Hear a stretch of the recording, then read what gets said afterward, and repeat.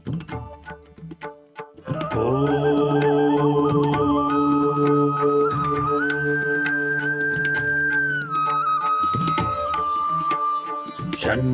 मित्रः शं वरुणः शन्नो भवत्वर्यमा शन्न इन्द्रो बृहस्पतिः शन्नो विष्णुरुक्रमः ॐ शान्ति शान्ति शान्तिः।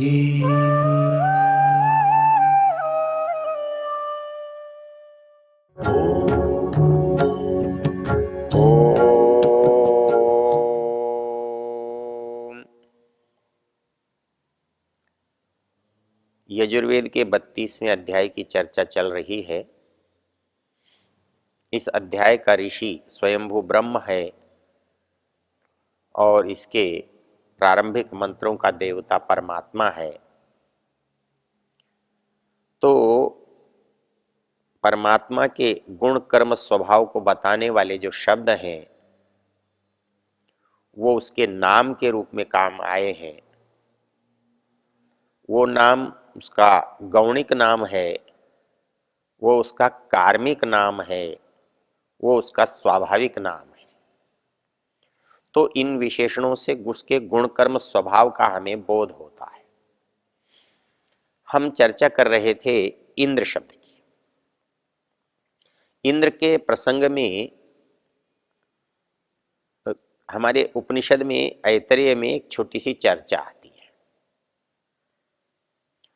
वो कहता है कि जब ये संसार बना, संसार के सब देव भगत लोग बन गए, तो उसने ये मनुष्य भी बना दिया।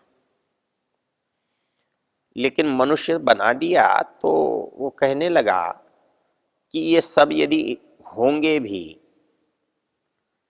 सूर्य के रूप में आंख होगी, वायु के रूप में प्राण होंगे, दिशाओं के रूप में श्रोत्र होंगे, ये सब होंगे, इस शरीर में होंगे। लेकिन यदि मेरे बिना ये होगा तो कैसा लगेगा? अर्थात जीवात्मा के बिना, ये जीवात्मा के बिना शरीर कैसा लगेगा? तो बोला इसके लिए मुझे इसके अंदर जाना चाहिए, मुझे इसके अंदर देखना चाहिए। तो वो ये कहता है कि उस जीवात्मा ने जो मस्तिष्क का, जिसको विद्रिति कहते हैं, दरार कहते हैं, एक खुला स्थान कहते हैं, वहां से इस मस्तिष्क में झांका। उसने क्या देखा? अरे मेरे से पहले भी यहां कोई बैठा हुआ है। तो मेरे से पहले भी कोई बैठा हुआ है। कौन बैठा हुआ है? बोले इदम, यही तो बैठा हुआ है, अभी उसे मैंने देख लिया है। उस जिसको मैंने देख लिया है, यह वाक्य संस्कृत में बना इदम अहम आदर्शम। इस शरीर के अंदर आत्मा में ने देखा कि मेरे से पहले से कोई यहां बैठा हुआ है। तो उस आत्मा के मुंह से निकला इदम अहम आदर्शम। तो यही वाक्य जब संक्षिप्त बन गया, छोटा बन गया, तो इदंद्र बना, और इदंद्र से भी छोटा बन गया तो इंद्र बन गया।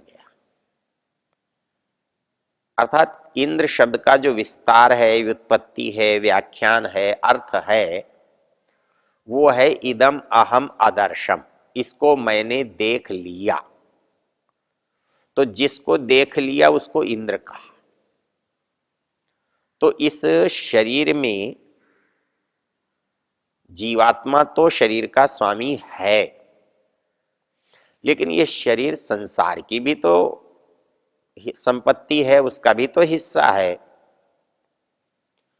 तो संसार रूपी शरीर में एक व्याप्त है और एक पुरुष के शरीर में व्याप्त है, विद्यमान है।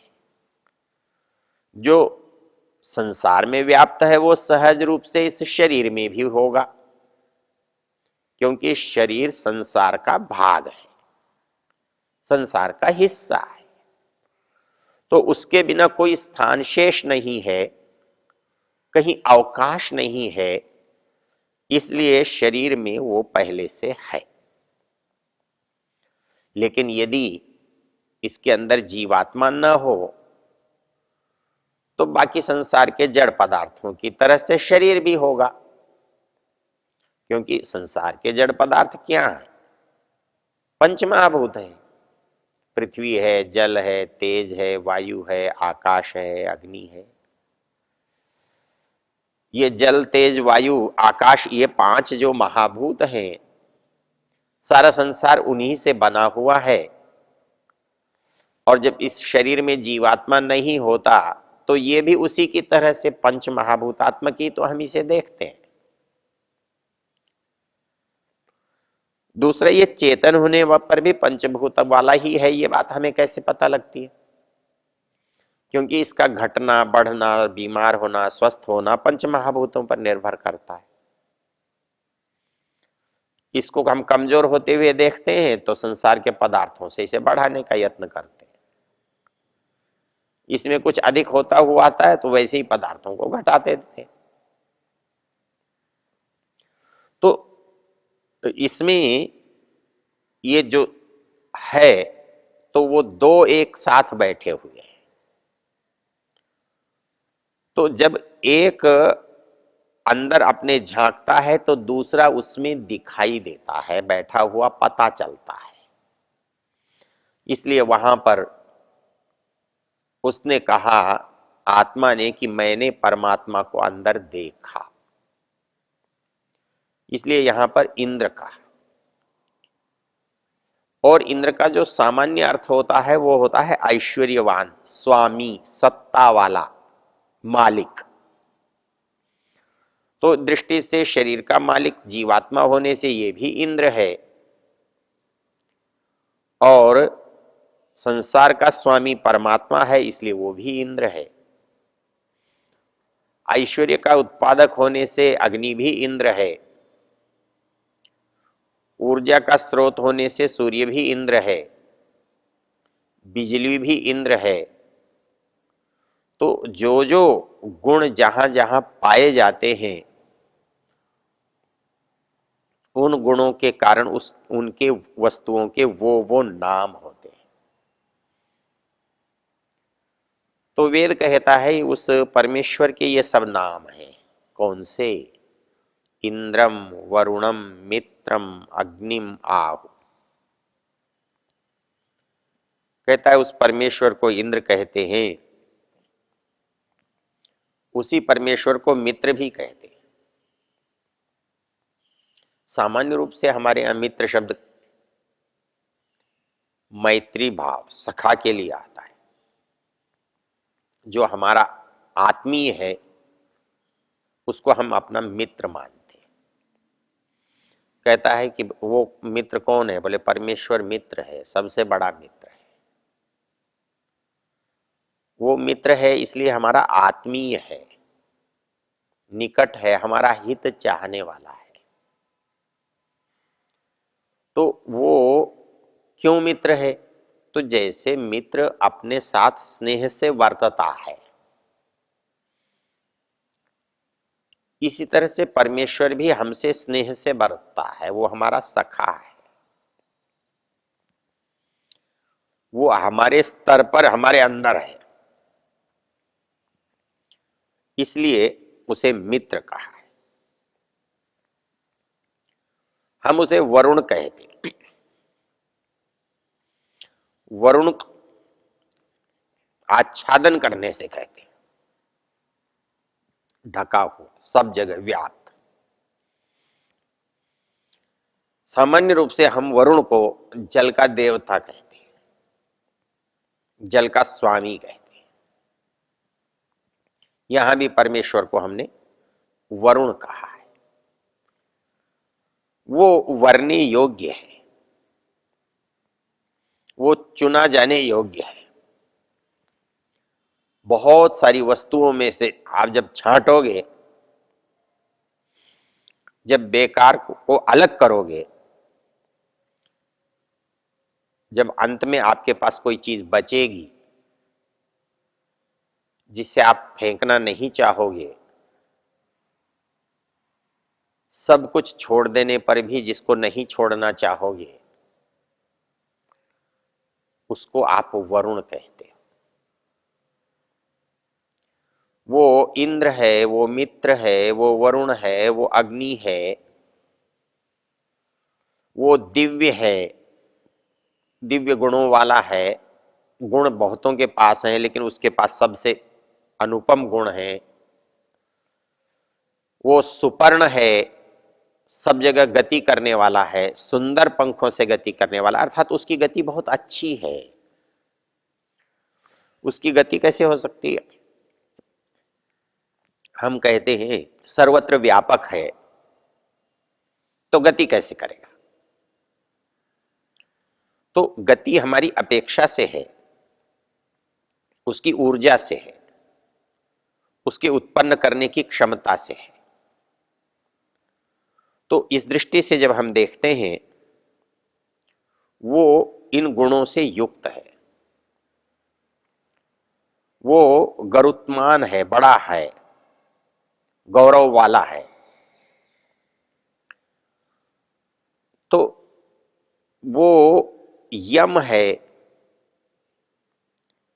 वो वायु है। इस चर्चा दूसरे मंत्रों में भी हमने की है। तो इस तरह से इंद्रम मित्रम वरुणम अग्निमाहु अथो दिव्य सुपर्णो गरुत्मान एकम सत। यहां सबसे मुख्य बात है इस सारे नामों को जानने के बाद भी, कि ये सारे नाम होने पर भी वो एक है, वो एक ही है, और ये सारे नाम उसी के हैं। उसको हमने मातरिश्वा कहा, उसे यम कहा। तो ये एकम सद्विप्रा बहुधा वदंती अग्निम यमम मातरिश्वानमा। तो ये इस अध्याय के इन शब्दों को समझने से हमारे को परमेश्वर का जो स्वरूप है, गुण कर्म स्वभाव है, वो समझ में आते हैं। और इसलिए इन नामों का चिंतन करने से, इन नामों पर विचार करने से उसके गुण कर्म स्वभाव का विचार होता है। इस प्रकरण को और जितने भी मंत्र हैं जिनमें पर्यायवाची नामों का प्रयोग हुआ है, आप उनको सम्मिलित कर सकते हैं। शन्नो मित्रः शं वरुणः शन्नो भवत्वर्यमा शन्न इंद्राग्नि बृहस्पति। ये जो सारे के सारे हैं, मित्र है, वरुण है, यम है, अग्नि, ये सभी स्थानों पर आए हैं।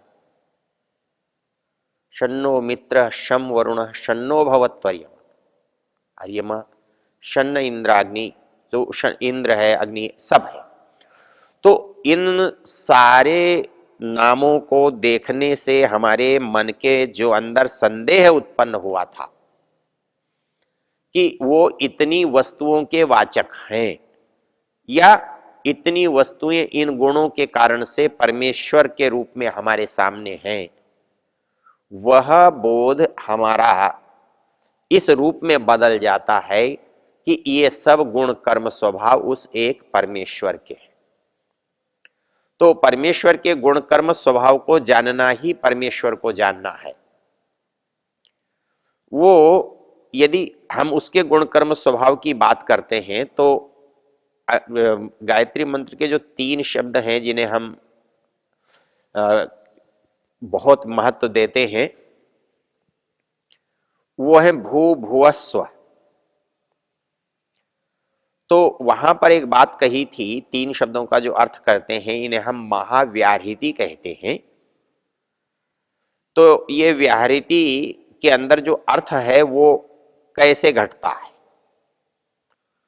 वहां भू शब्द का अर्थ किया है प्राणों का भी प्राण।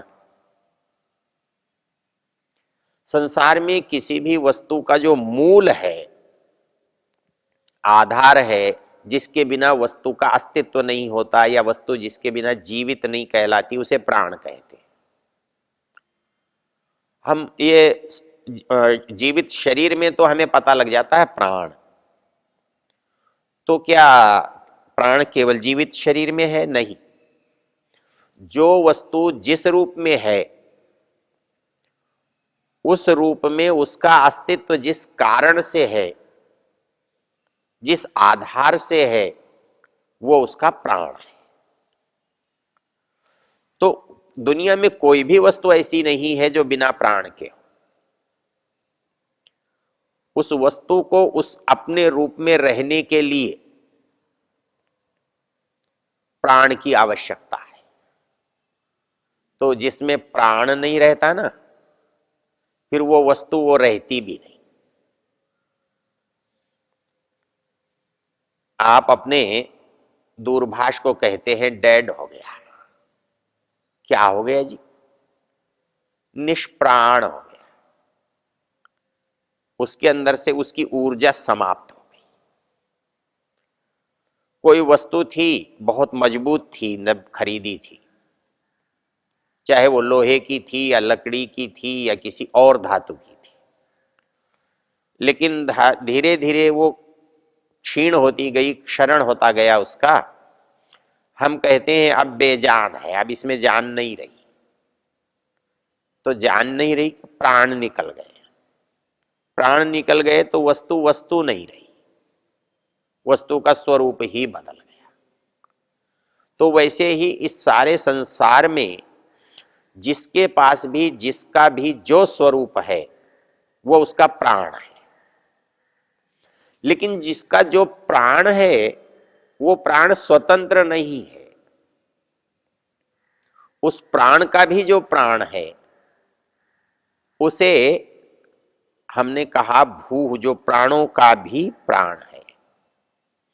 अर्थात इन सब के पास जो सत्ता है, वो अपनी नहीं है, वो उस परमेश्वर की दी हुई है। इसलिए वो प्राणों का भी प्राण है।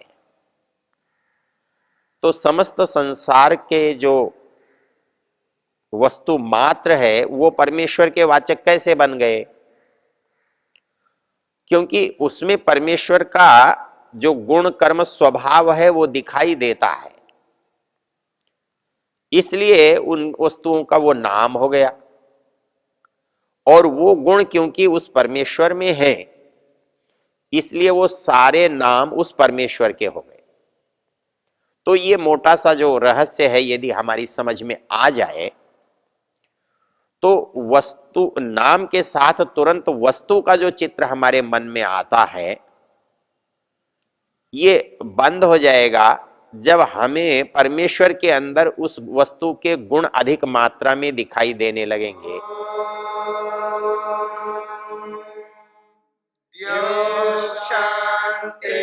शांतिरंतरिक्षम शांति पृथिवी शांतिरापः शांतिरोषधयः शांति वनस्पतयः शांतिर्विश्वे देवा शांतिर्ब्रह्म शांति सर्वं शांति शांतिरेव शांति क्षमा शांतिरेधि।